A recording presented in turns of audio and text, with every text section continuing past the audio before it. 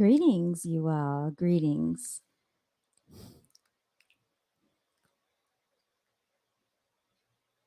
Welcome to another episode of BGAB TV. That's Brown Girls Are Beautiful for all of you out there. Um, I told you I was going to start coming on here a little bit more frequently. So I decided to go ahead and hop on today's topic, you all. We are going to be talking about specifically melanated ladies and medical practitioners. Now, this can also apply for gentlemen as well, because as we all know, we have sometimes been misdiagnosed in the medical profession. Now, I don't know if this is by way of default. I don't know if this is being done purposely, or is this just a simple mistake? But I would beg to say that this is probably a combination of all of the above, you all. Okay, we should be having special guest Miss Melanated Chicks joining us today. Um, I think she's doing something behind the scenes, but I did send her the link, so she should be coming on in just a moment. Okay. With all that being said, y'all, I hope everyone has been having a great week thus far. Oh, my apologies for that. I am actually making sure that the live stream is working properly, you all, because y'all know how it goes. I went live the other night and I didn't really say much of anything of any harm. However, they decided that they wanted to STRIKE my main channel, y'all, because I mentioned COVID, that there's a second strand, a second variant coming. And so with that, they said that I can't post for a whole week. So we're just going to not even worry about it. We're going to continue on talking about what we're going to talk about over here, y'all. So hopefully, the haters, whoever is watching, can calm down. Nobody is attacking anyone. We're just speaking truth. We're just speaking our thoughts and ideas over here. Okay? Because we have spies. Uh-oh, y'all. My oven is beeping. I have to go get something. So while I do that, let me go ahead and play something for you while I step away for just a second. I'm going to be right back, y'all. Let's see what we can play here. I'll be right back.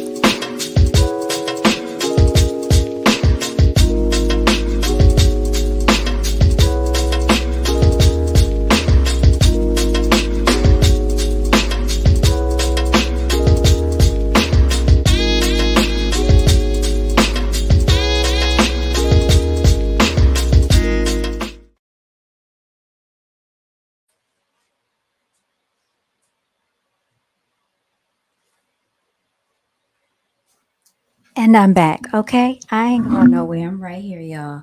But I might have to step away again to feed the kitties. All right, let's get into it. Y'all know how we do. We like to join hands by our heads, and we want to give thanks. Yeah, we have had a torrential downpour today. We've had a storm going on. So I just want to say, let's just give thanks for everybody staying safe in this weather that we've been having. Hopefully, if you've had to go out on the road, you're driving, you just give thanks that your car is operating in proper condition. There are no mechanical failures, no hurt, harm, or injury comes to you, your passengers, anyone in your vehicle, no damage done to your vehicle. You do not damage or injure anyone else or their property or their vehicles. These are the type of prayers we have to say consistently. Okay.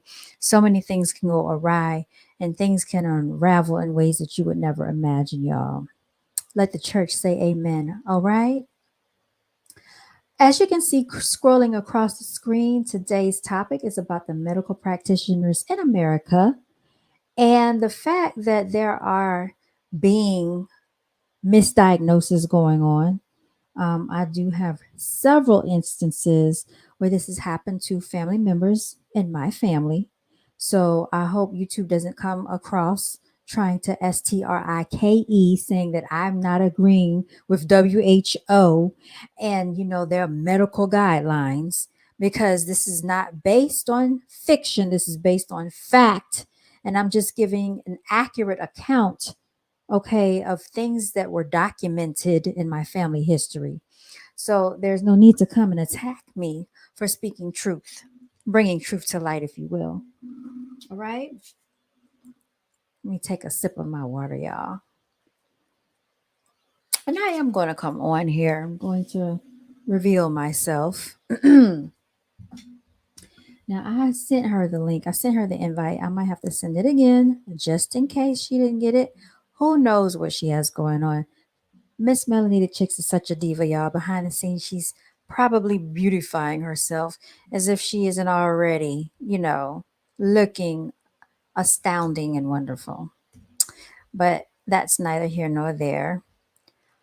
All right, so let me go ahead. I want to pull up an article, you all. We're going to go ahead and get started. But first, let me come on camera. Let me say hi to you all formally, like I normally do. Let you see who I am, see my face. All right, here I go, y'all. Now, Miss Melanated Chicks, she wanted me to take my sunshades off. She was like, I want to see your beautiful face. You all pay no attention to this. This is something that I had in the oven. All right, that's just something that I had in the oven, and I will be eating that. Um, I do have on one of my beautiful dresses from Brown Girls Are Beautiful. Let me stand up, y'all. This is the dark blue with silver metallic ink. Okay. If you want to hit me up, you know how to order from me. All right, I had fun coming up with the designs for this one.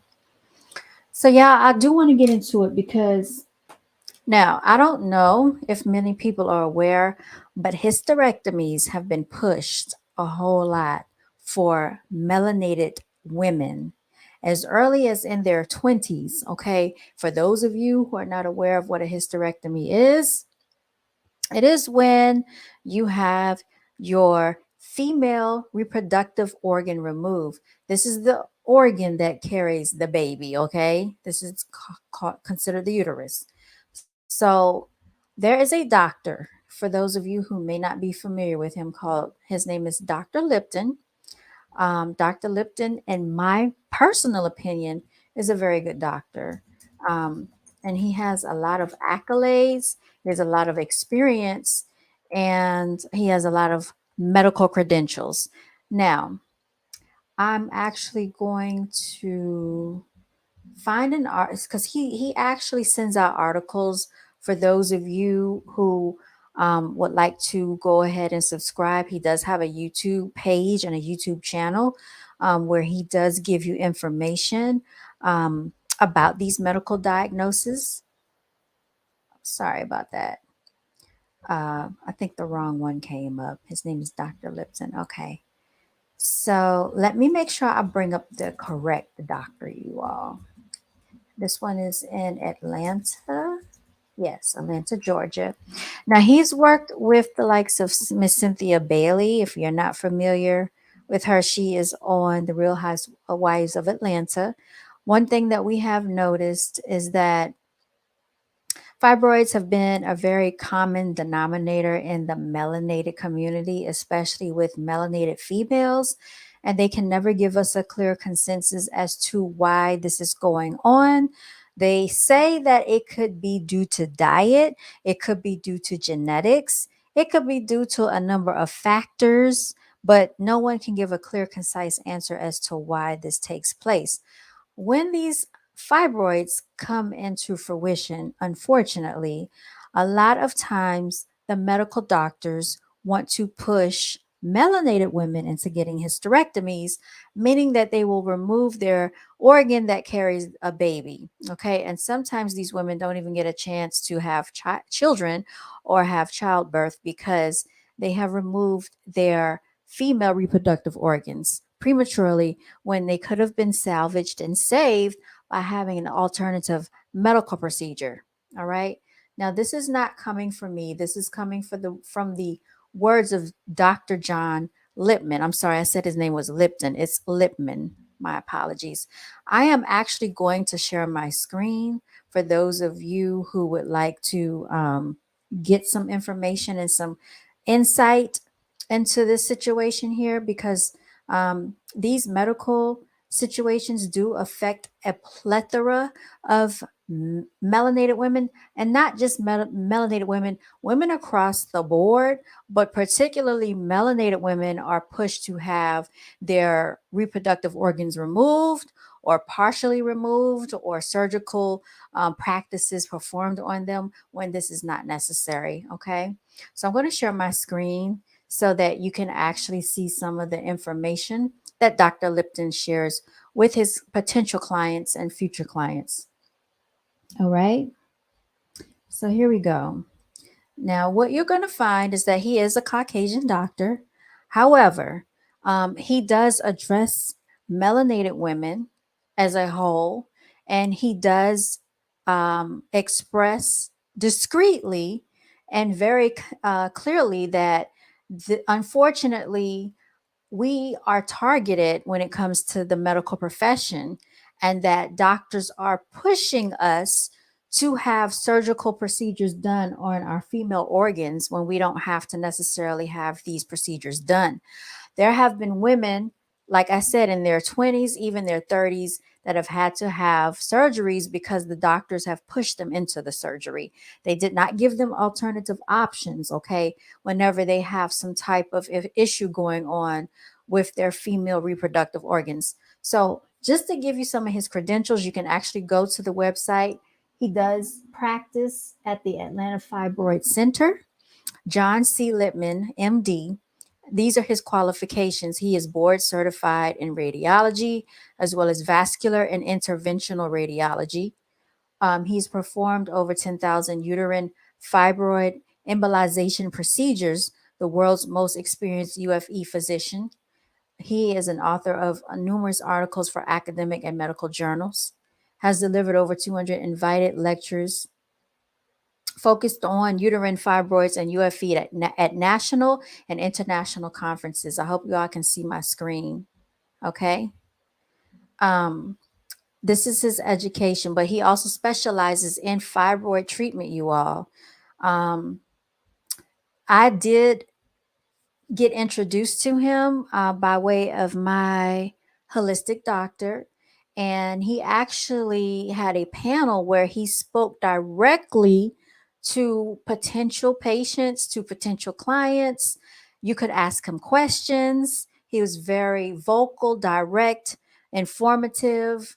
And I would highly recommend him if you have any type of issue that you're dealing with. This is his contact number at the bottom of the screen, 678-679-6206. He has earned a medical degree in Georgetown University School of Medicine, fellowship trained in. Okay, so all of this tells you what he's done. These are some of his professional achievements. As you can clearly see, he's won a number of awards in the medical profession and background. One thing that I would say that I can respect about him is that he talks directly to melanated women. Now, this would probably be a surprise to people, because a lot of doctors or physicians are not going to be this vocal or transparent about what takes place in the medical practice or in the medical industry when it comes to melanated women. But if you look on his YouTube channel, or if you ever read any of his articles, you can clearly see that he does address that melanated women, like I said, are targeted for surgery prematurely when they don't have to undergo surgery.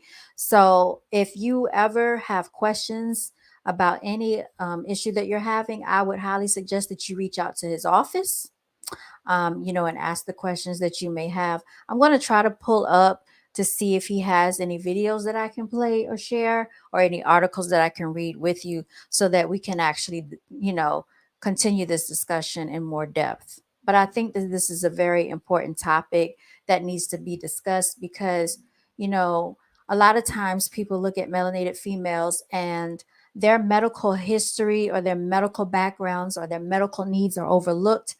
Medical melanated women are just looked upon as people that can just be pushed to the wayside, and I don't think that's fair. So let me see, Dr. Lippman. Let me see if I can find some articles that he's written.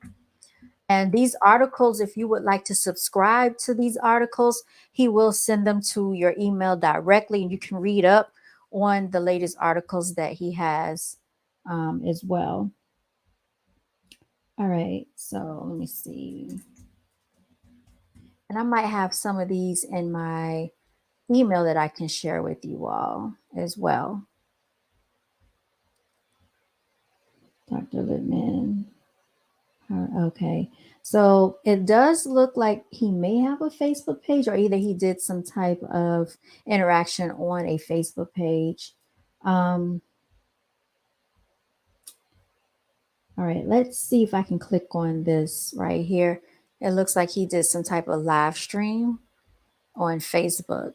And, you don't have to take it from me. You can actually do the research yourself. I've been knowing that, these things do take place behind the scenes with melanated women. Many years ago, I used to read articles when I would get my hair done. And I would see that a lot of times melanated women would have hysterectomies.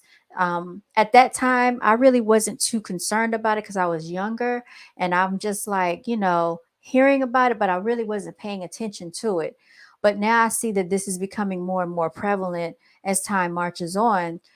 Females are being pushed to surgery, being pushed to have organs removed, being pushed to have a lot of different procedures done that are very unnecessary, and certain having procedures done that are more invasive when there are less invasive practices that can be used as an alternative. All right. And so Dr. Lippman does talk about that as well. So let me go ahead and share my screen so we can actually um, listen to some of what he has to say, you all.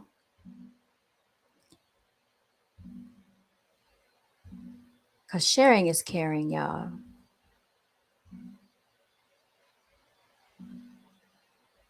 All right, here we go. Let's go ahead and play this. Stop being the best kept secret. I'm all about visibility, but I can tell you, I want to make sure that no other woman. I lost mine at 25, and you know what? All right, she says she lost hers at 25 years old. You all, let me tell you, 25 is still young. I know they have a lot of YouTube channels out here telling you that, oh, once you hit 30, it's over. If you hit 35, it's over. No, you're still young, youthful, and abundant. Some people don't become the president until they're in their mid 40s. So to tell a melanated woman that she's no good because she reached the age of 35 or 30 or 25, oh, she's close to 30. That's crazy. When a lot of females are out here trying to get degrees, they're trying to solidify their financial future, they're trying to pick out a solidified partner to have a family with. And that does not happen at the same age for every single female. So 25 is still very young to have any type of medical procedure done to take away your right to reproduce. So I'm just going to let you listen in on this young woman right here and Mr. Dr. John Lippman. He is here today to help others to avoid losing their uterus to a Okay. hysterectomy. Now So this is very important because we know that women are the portal to life, right? Why is it that so many melanated women are being pushed to use or lose their uterus at such a young age, 25 years old? She didn't even really have a chance to get to use her uterus, y'all. And it's so unfair that you have these medical practitioners taking away a patient's right or taking away a client's right because at 25, you have your whole life still ahead of you. You have so many more childbearing years ahead of you. And it's just not right, y'all. I would have been devastated, if someone took that right away from me. And I don't think it's right. And people are not talking about this. People are too focused on the wrong things, focused on aesthetics, focused on looks, focused on BBLs, all this unnecessary cosmetic surgery, y'all. Let's listen into what she has to say. That being said, we have none other than Dr. John Littman hitting the stage. How are you? Yay! Well, I'm excited. Thanks so much for having me. I mean, you're the second supermodel that had already had a hysterectomy that still can talk about fibroids and fibroid. You can still talk about UFE even though you had a hysterectomy. Beverly Johnson here in Atlanta is also someone we've worked with. And I think I have to sign up for your master class because we're one of the best kept secrets in medicine. And maybe it wouldn't be that way if I signed up for your master class. Yeah, you need to sign up because it's time to stop being the best kept secret. You know, I'm all about visibility, but I can tell you, I want to make sure that no other woman, I lost mine at 25. Now, you see this comment right here? A lady said, I wish I had known about this 20 years ago, you all. There are women that have had regrets because they didn't know that they had alternatives. And so this needs to not be kept secret anymore. They need to stop hiding alternative medical procedures from women.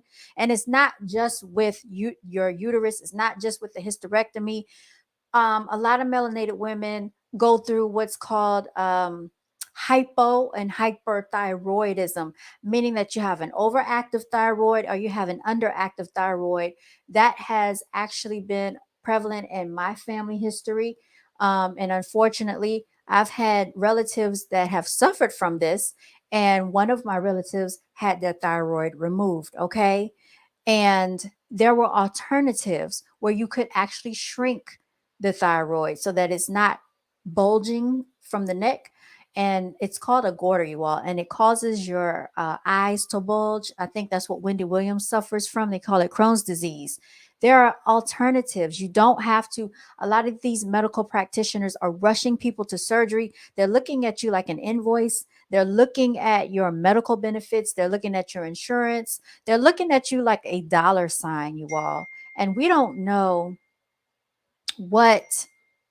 Oh, she says she left her charger at work. Yeah, I wanted Miss Melanated Chicks to come on here. Man, she better use. Does she have another phone? I don't know. Get on the laptop, Miss Melanated Chicks, and join the live stream. We want to hear from you. Let me go ahead and continue on, y'all.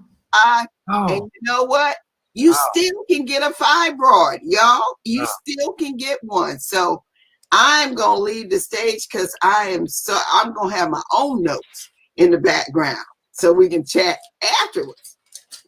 Excellent. Well, thanks again to Kern, and it's really an honor to speak to everyone this evening. And I look forward to the conversation later tonight, you know, so that we can talk about some of these things specifically, because I know every time I speak, and I speak all over the country on this, it always generates a lot of questions. But time to dive right in, the most dangerous phrase in the English language, according to Grace Hopper, is we've always done it that way.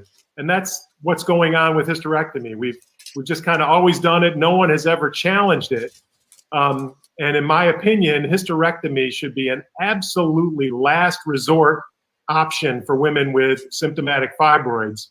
Unfortunately, today it's being presented as a first line option, and it's been that way for a long time. So I'm hoping that we're going to be able to end that practice.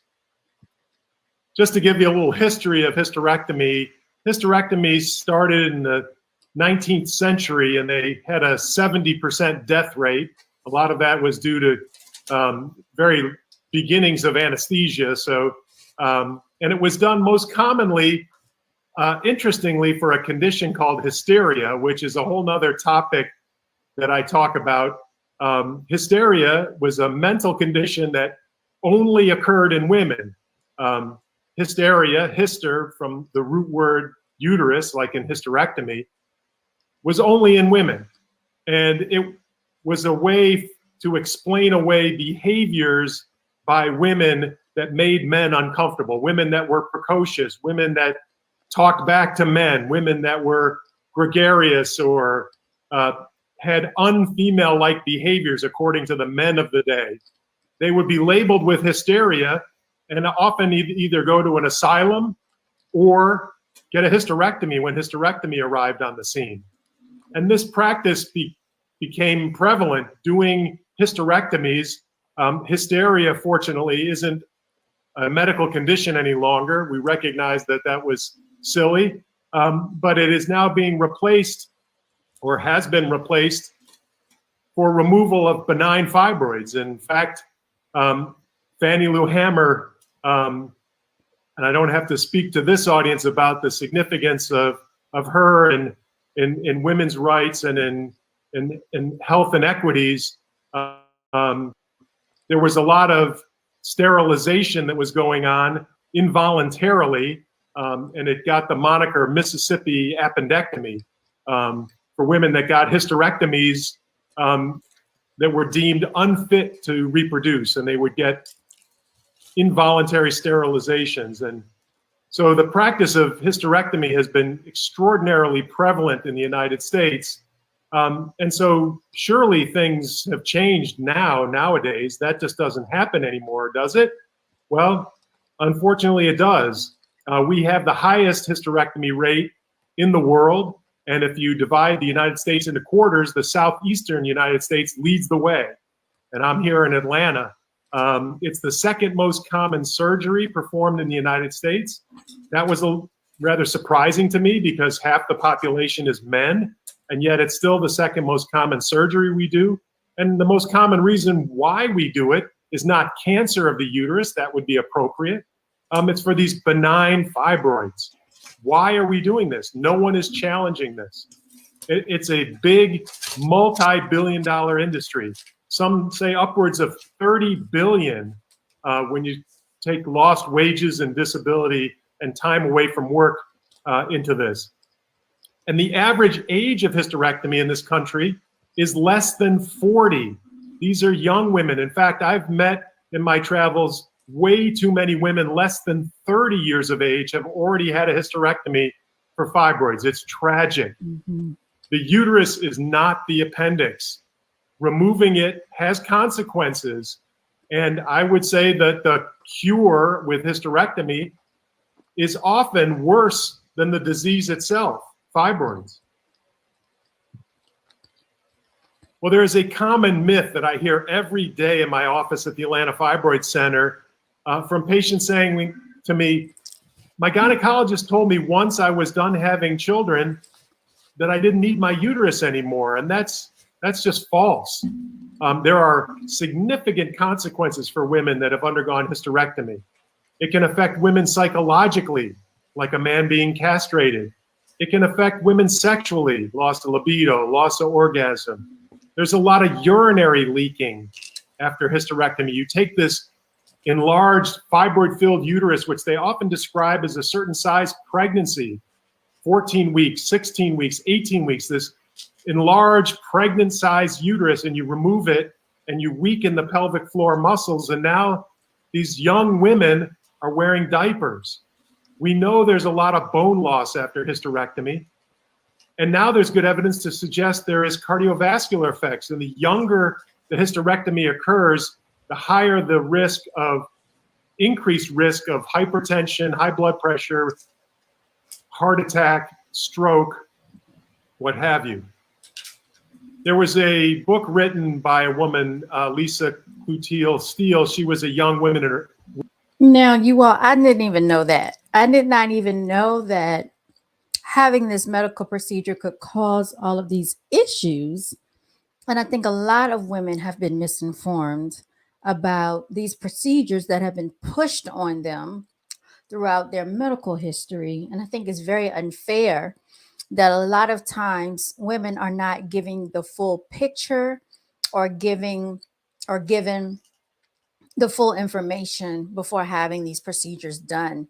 Again, there are a lot of medical professionals that are not going to give you all of these facts, all of this information, because they are pushing towards a medical procedure by way of surgery, because that's a big bill for them. They're going to get a payout. They're going to get paid. And just imagine if they do these so regularly, how many thousands of dollars they are getting to perform these procedures, you all. Woman in her 30s that wrote a book called Misinformed Consent. And if anyone was interested in about this story, it's a number, they interviewed thousands of women that had undergone hysterectomy for fibroids. And the common thread that she was hearing from hundreds of these women was this feeling of betrayal. We weren't told what would happen after hysterectomy. This is a quote from a gynecologist in New York City. He says that 90% of all hysterectomies are unnecessary. Certainly the majority, the vast majority are. I don't know if it's 90%, but certainly the significant majority are. And they can have long-lasting physical, emotional, sexual consequences, as I just mentioned. And obviously it can undermine your health and well-being. It lacks a sensitivity to the needs of the female patient. It's likened to castration, as I mentioned. Considering the importance of the uterus, and that seems to be the problem here. A lot of our physicians are not considering the importance of the uterus. A disorder should have to be very serious, like cancer, to justify removing it. Unfortunately, with fibroids, that's not the case. Here are a couple examples of pictures of advertisements for adult diapers. Now, when I think of adult diapers, I think of grandpa and grandma, but clearly these two examples are attractive, young African-American women. And now, again, I'm going to reiterate what he just said. These are attractive, young African-American women that are having these medical procedures done on their uterus, okay? There was just a young melanated woman making a comment saying that she wished she had known about this before her hysterectomy. This is very disheartening, you all. And I don't know if people understand the ramifications of what this does psychologically and emotionally and mentally to a young female that has these procedures done without knowing the full ramifications of what can happen afterwards. It's already bad enough that you have taken away their rights to give childbirth, to bear children, which is one of the number one things that a woman can do in this world. And then on top of that, there are all of these other side effects and symptoms that are not being discussed nor shared with them. You know, Depends is from a big company. I'm not sure if it's Kimberly-Clark or Colgate or Palmolive or one of the big companies. They have very expensive Madison Avenue marketers. They know who their target is. It's young African-American women who have had hysterectomy. Again, it's young African-American women, okay? That's the term he uses. I don't consider us African-American. I say we're melanated because we don't come from Africa first and then America. We're Native Americans. We're indigenous people of this land. We're here already, okay? Now, I don't think he's using that term to be derogatory, but he's making a point here. And this is coming from a Caucasian male doctor. Of all people, this is very surprising that he would be bringing this to the forefront. And I think it's important that we listen, because if you have someone of the opposite race telling you what's going on here, this has to be a problem. And he's probably not the only doctor that knows about this. The doctors that are pushing for these procedures and surgeries probably know who their targets are when they push these surgeries on these women. And that's just tragic. Here is an article from WebMD about the increased cardiovascular risk for women undergoing hysterectomy. There was a study from the Mayo Clinic a number of years ago that looked at 1,000 women that had suffering with fibroids, and the average time for them to seek treatment was over 3.5 years, and a quarter of them waited over 5 years, and they were totally perplexed by this. And when they drilled down further, they found out why. Women don't want surgery, and they're not given any other option besides surgery, like this outstanding option, uterine fibroid embolization, UFE, that I'm about to talk about in just a moment. This is a survey from a few years ago that most people had never heard of this UFE procedure. Even fibroid patients had never heard of it. Those that did hear about it didn't hear about it from their gynecologist. And a number of people felt that the only treatment option for them was hysterectomy. And again, That's just false. Well, what are fibroids? They are benign, non-cancerous tumors. They're the most common pelvic tumor seen in women, and up to 80% of African American women have these benign tumors. It's common in all women, but it's 3 times more common in African American women than their Caucasian counterparts. African American women get fibroids at a younger age. They tend to be bigger, more numerous fibroids, and therefore they're more likely to be symptomatic, and they're more likely to get a hysterectomy, unfortunately, and that's what we're trying to end. And they also are more likely to be in the hospital and have a higher hospital mortality rate. They're the most common reason why women have heavy periods. And sometimes women, they've been bleeding heavily for so long, they don't realize what's abnormal. If you change more frequently than every 3 hours or so, that's not normal. If you're changing more than 1 pad at a time or more than 8 in a day, that's certainly not normal. If you get episodes of blood gushing out or flooding or passing clots bigger than a quarter or getting accidents in blood, these are all obviously too heavy, even if you've been doing it for a long time. These heavy periods lead to what's called anemia, a medical condition where there is a deficit of iron and hemoglobin from all this lost blood. And some of the clinical signs of anemia include being tired and weak, particularly around the menstrual. They may get lightheaded or dizzy, get this kind of brain fog, cloudy thinking. They may get palpitations, their heart races because it has to work harder because there are less circulating red cells. They might chew or crave ice, or might chew or crave inedible things like dirt or clay or chalk. They may get migraine-like headaches. Their hair thins, even losing hair. But all of that is reversible. You can treat the anemia by treating the fibroids. Okay, let's stop right there, y'all, because I spoke to a colleague of mine and she suffered from fibroids. And unfortunately, she was being misdiagnosed, okay, by her medical practitioner. And it was becoming unbearable for her. Um, and I think sometimes, like I said, people are overlooking certain factors and symptoms when it comes to melanated women. She just couldn't take it anymore. And she wanted some relief.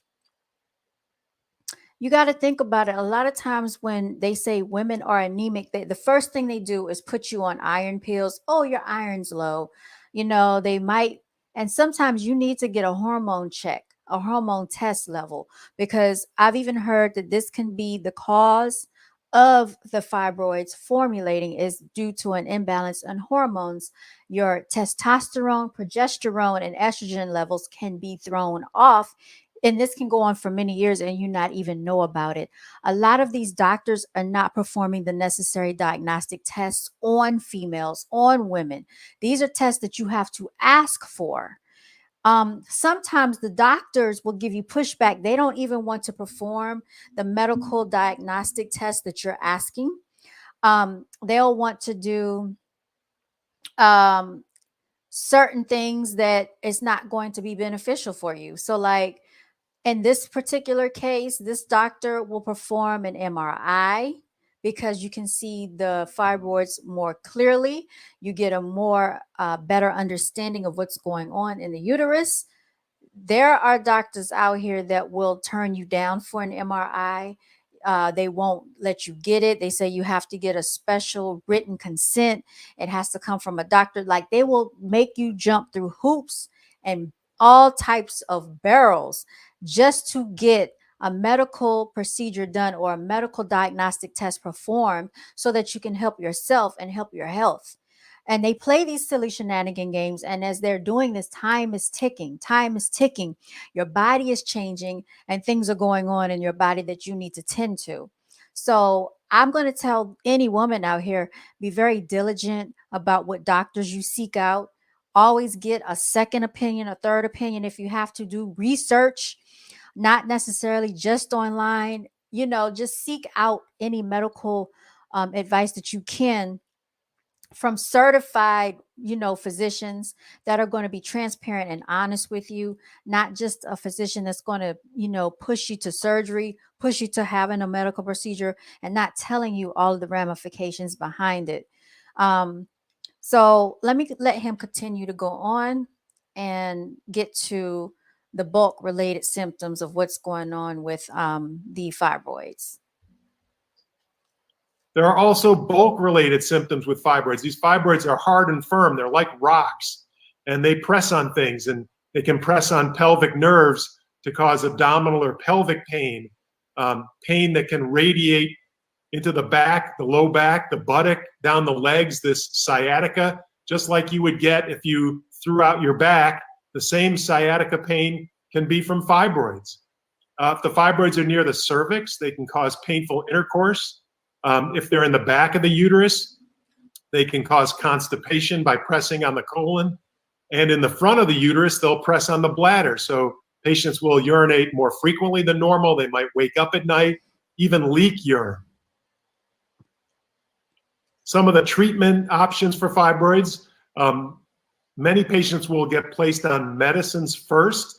The medical therapy for fibroids is essentially pretty poor.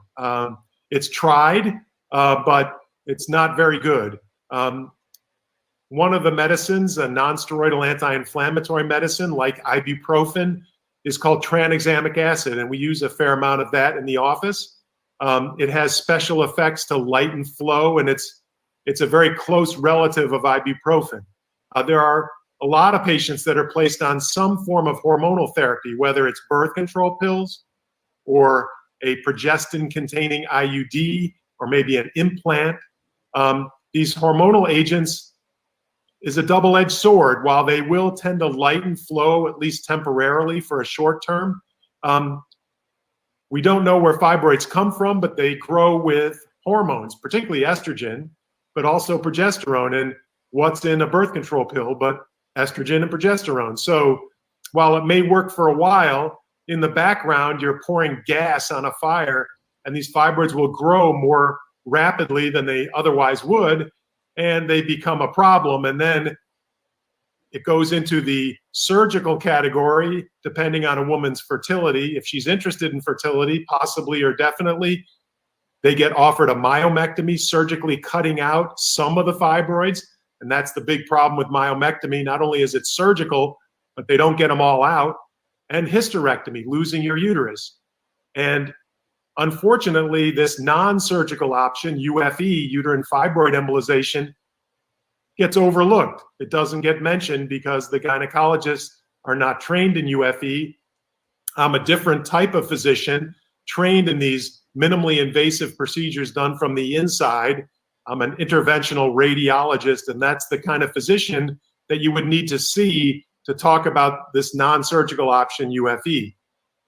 UFE is also known as UAE, uterine artery embolization. It's the same exact procedure, completely non-surgical and outpatient. It takes 30 to 40 minutes. Patients sleep through it, but they're not put to sleep like an operation with general anesthesia. The sedation is much nicer. It's IV and local. All the fibroids get knocked out. The fibroids will start to die, and as they die, they soften and they shrink. And as the fibroids soften and shrink and die off, the woman's symptoms fade away. She's discharged the same day of the procedure, 3, maybe 4 hours after the procedure. The recovery is 5 to 7 days versus a lengthy recovery from surgery. Often the patients from surgery, hysterectomy in particular, they're out of work for 8 weeks. Our patients go home not only with their uterus, they go home with a Band-Aid. That's it, a Band-Aid at the top of their right leg where we go in. Patients can have children after UFE. That's another myth that people are told, well, if you're interested in UFE, or if you're interested in fertility, you can't consider UFE. That's just not true. And every insurance covers UFE. I've been doing it here in Atlanta for over 25 years. All of the insurance carriers cover UFE. The results are outstanding. Success rate of 90% or so. It's a very low complication rate, much lower in incidence and much lower in severity compared to being cut open surgically, as you might imagine. There is no limit to the size or number of these fibroids. I hear that commonly. And I just want to point out at the bottom of the screen, so many women are commenting. One melanated female said this could have saved her from having 3 surgeries. Okay, because like he said, when they go in and start cutting, they don't necessarily remove all of the fibroids. And then on top of that, you all ladies, if you ever had to have your uterus cut on, you cannot have natural childbirth ever in life. You have to have what's called a C-section. And this is not natural childbirth. There is something special. I did the research and I was reading up. There is something very special about when a baby passes through the birth canal in a normal, natural fashion that it loses when these doctors go in and schedule your delivery date and give you a C-section. Now women, all they're doing is having C-sections, and this is not normal. Animals do not have C-sections, okay? Animals have natural birth. But now because you have a lot of physicians pretending and playing God, they are scheduling your labor and delivery. And that's supposed to be done by nature. It's not supposed to be done by another human being. That's another myth. And the recurrence, because you typically knock out all the fibroids, the chance of recurrence is very unusual. I mean, occasionally patients will be treated a second time, but even in those, quote, worst case scenarios, 2 of these UFE procedures is still way better than 1 surgery. And myomectomy, I commonly see in the office women that have had 2 or 3. I've seen as many as 5, but a lot of 2 and 3 myomectomy patients coming to me for the next procedure. The recurrence of myomectomy is 11% per year. It's very high. That means over half the women will recur within 5 years, over a third within 3 years. So basically, they're going to develop fibroids again, okay? Instead of just cutting off the supply. Now, if you have any women in your family, any women in your life, colleagues, family, friends, relatives, whatever have you, please share this video with them, because a lot of women are not aware that this even exists. If they're having an issue, they might not be sharing the issue with you. This is very useful because a lot of people don't even know that this exists. A lot of women are going to have reoccurring fibroids. They're going to grow back if they don't alleviate the initial problem that's cutting off the blood supply to the fibroids so they don't come back. And this is what he's talking about. Also, there is a way to shrink your thyroid. If it starts to get too big, your thyroid is right along this area right here, and it can get so engulfed that it shapes what's called a goiter, and this part of your neck will start to bulge. So people are having that removed, and that regulates a lot of important things in your body, like your temperature, certain hormones. If you have it removed, you will have to be on medication for the rest of your life. My fear is that if there was ever a catastrophe or a natural disaster, there are so many medications that are regulated by the pharmacy and they don't want to refill your prescriptions. People are saying that they're running out of blood pressure medicine and the pharmacy didn't want to refill their prescription and I need my medication. Well, what if a natural disaster or something occurred? You can't get to the pharmacy to get your medication. What happens in that scenario? There needs to be alternatives for a lot of these things that's going on. And I know we're treading lightly with the WHO, and YouTube is going to want to STRIKE me because they're going to say I'm not in community guidelines. But if you can find natural remedies and herbs to supplement within your diet, I highly advocate that you do so. Find some alternative methods to some of these solutions that these white coat doctors are offering out here. So with UFE, you finally get the relief you're looking for. And there are a lot of women we could be helping, these silent sufferers that don't know about UFE. They're sitting on the sidelines suffering miserably with fibroids. They just don't want surgery. I don't blame them, but they don't know of this UFE option. They avoid the risks and long recovery of surgery. And importantly, they get to keep their uterus, something that is really, unfortunately, underappreciated by a lot of physicians. And that is translated to patients. That patients don't feel, well, I don't need my uterus anymore. My doctor told me I'm done having my kids. These are a couple of schematics. On the left-hand diagram, you can see here the entry point is at the top of the right leg. All right, so he's just getting into the procedure, and what the diagram is showing you is how the procedure is performed. It's basically they inject, it looks like a needle in the right leg where the artery is. And then they will go in and find the blood supply to the fibroids, and then they will inject them so that they can actually shrink and die off, so that your uterus can go back down to normal size, so that you can stop having all of these side effects of the fibroids that's causing all of the issues. And like he said, there is a chance of having fertility. So don't think that just because this happens, you can't ever have children, because that's not true. I've spoken to people that have had miracle babies with all types of procedures done to their reproductive organs. So when the universe, when the higher power, when the creator, whomever, the angels, the ancestors, the spirits, when they want you to have something, it's going to be for you, and no one can take it away unless you are prematurely robbed, like some of these women have been, of being, you know, I guess backed into having a surgery or a medical procedure to remove your female reproductive organs and not being told the full truth. So this is what I wanted to share with you all. I'm going to stop sharing my screen. Again, if you want to check him out, his name is Dr. Lipman. That's John. I think it's Dr. John Lipman. He's with the Atlanta Fibroid Center out in Atlanta, Georgia. Look him up. I think he's very good. He's very personable, very down to earth. I've actually had a chance to speak with him personally, one on one myself. And with that being said, you all, you know, it is just very unfortunate that it's so common that these type of things take place in America, in society. We're supposed to be, one of the most, what do they say, the richest countries in the world. Well, I'm starting to not believe that, because just take a look around us. It's the greediest, one of the greediest countries in the world. It's a corporation. Everything is about money. Nothing is about integrity anymore. If you really cared about people, you would tell them the truth and not take away their rights as a human being.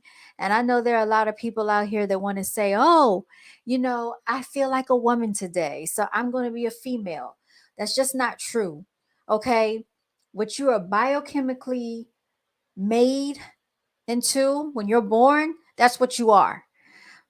A female has so many different things, going on inside of them that I don't even think we realize it, because we try to stereotype people. Your hormones has a lot to do with your mood fluctuations. And if you have fibroids, if you have your uterus is not intact the way it should be, this can be a result of your hormone levels being out of whack and imbalanced. This can cause crankiness, moodiness, being tired. If you know of any females that deals with some of these symptoms, you might want to tell them to go, have your hormone levels checked. And another thing too, I want to point out, you're not going to know that you have fibroids automatically. Okay. You might have symptoms and you might brush it off and just think, oh, I'm just tired today. Oh, I just have a headache today. Oh, this is just going on today. No, pay attention to yourselves. You actually have to ask for a certain test, because the doctors will miss it. The doctors are not going to be as detailed. You know your body. You've been living with yourself your entire life. You have to point things out to a doctor. If you know something isn't right, you make sure you let your doctor know. And if they're overlooking it, you go to another doctor, because they will miss this and they will not catch it. Sometimes fibroids can be growing inside of your body for many years. For 3 years, you won't even know they're there. And they've gotten the size. Some people have said they had fibroids the size of a grapefruit. So this is nothing to be taken lightly, you all. This can be growing inside of you, and like he said, they are miniature tumors. They can be benign. They're very hard. And what it is crystallized sugar. It's crystallized, meaning that it has hardened. So it is hard for these things to just shrink on their own. Okay? Please get checked if you think you're having any symptoms that could be reflective of fibroids, because like I said, they can be very tiny and they can grow rapidly. They can be aggressive and you won't even know about it until one day when they have really, really gotten out of control, you all. And again, your doctor is going to miss it because this is not something that they test for or check regularly when you go on your examinations. They can easily miss it. And just like so many other things with our bodies, you're in and out of the doctor's office and they miss it. And another thing I want to point out to you all, you sit in that doctor's office or you're sitting on that doctor's table and you're waiting for them to come in the door. You're in there, you're waiting. Sometimes they have your chart, your medical records, and they're in the back doing research because they're trying to figure out what's wrong with you. Sometimes they don't even know what's really wrong with you, and they come back and say, oh, this is what we think is going on. So pay attention also to the language they use, and regardless of what they tell you, always my opinion is you need to get a second opinion. I've done this before, with my doctor. I've gone to another doctor, I've gotten another opinion, because sometimes you have to do this for yourself. This is your body, this is your life. This is not the doctor's body, this is not the doctor's life. And so you have to treat yourself accordingly. You only get one you only get one body, you only get one uterus, you only get one whatever you have. And so we have to make sure we take care of it, you all. I didn't want to be on here too long, but I did want to touch on this topic. Shout out to Miss Melanated Chicks. I don't think she could join today. I really wanted her up here to speak about some of the things that she has experienced. But unfortunately, her phone died, you all. So I wanted her to see if she could come up with her tablet or her laptop, but I guess she can't. It's okay. Now, I know all of us who have had family members or relatives that have been misdiagnosed, overlooked, things like that. Look, if you have a medical practitioner and they do something so salacious as changing medical records in front of you, know that they are breaking the law and they need to be reported, okay? Save any and all evidence. Make sure you get a track record and keep a track record of all medical notes. Like whenever you go to the doctor, whenever you go to the hospital, ask for a printout when you leave, because that is owed to you. You're paying for it. It's just like when you go to the store, you're supposed to receive a receipt. When you go to the doctor and when you go to a hospital, you're supposed to get a printout of what they did, what they found, what was your prognosis, what was your diagnosis. That is owed to you. Okay. So this way you can have documentation and records of your own in case you are misdiagnosed, in case you are told misinformation. You can have a track record and they can't go back and try to change anything, because that is against the law. I just have to say that because this has happened before. And it's very unfortunate that people in the medical profession get away with a lot, especially with people that have a lower education level.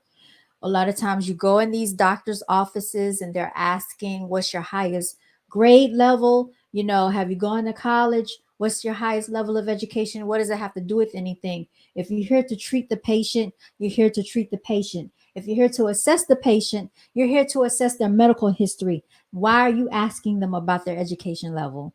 Because I'm telling you, a lot of these things that happens to patients is done in a socioeconomic status, and it's done racially, basically meaning melanated people are experimented on a lot. And I actually watched a article about this with a scientist that was saying that medical practitioners experiment on melanated people very frequently without their knowledge. Okay, I'm not making this up, YouTube or WHO.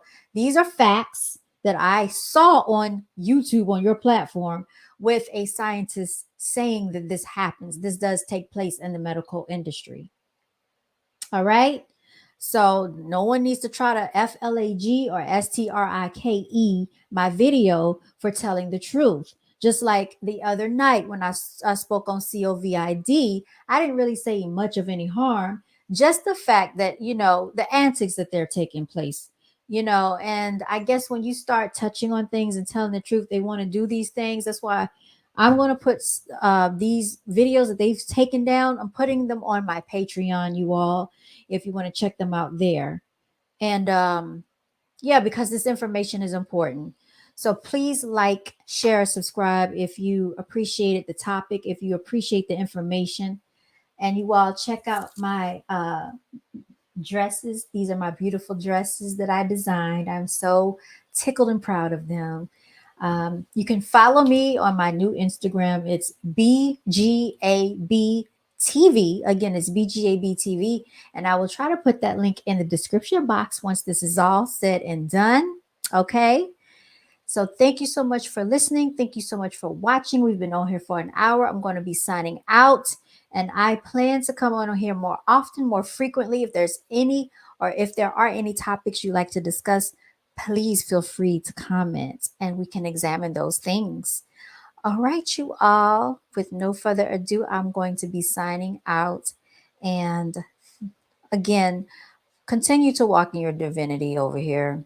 And shout out to all of our warriors, princes, princesses, and our queens. Continue to walk in your divinity. Like I said, stay blessed, you all. Until next time, we're going to be signing out. Toodles. Let's see here, y'all. What we're going to play. All right, shout out to my customer and client right here. This melanated young king has his own mechanic shop. Shout out to Philadelphia.